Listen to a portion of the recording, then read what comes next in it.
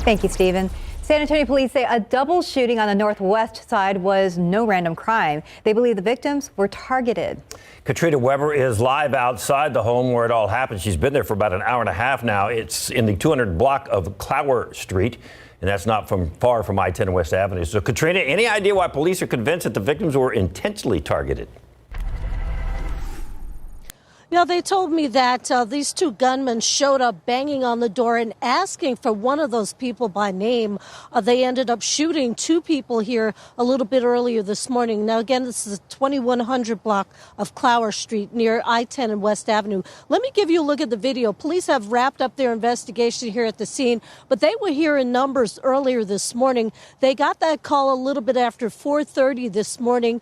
They got here and they found one man who had been zip-tied. He told police that those two gunmen showed up, banged on the door, and called for one of the people in the house by name.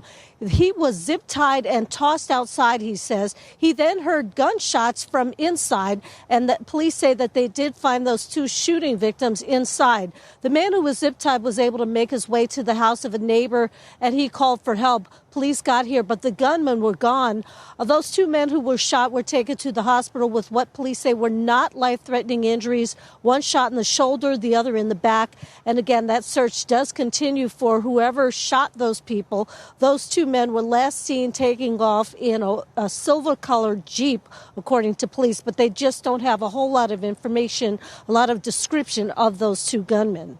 Reporting live on the northwest side, Katrina Weber, KSAT 12 News.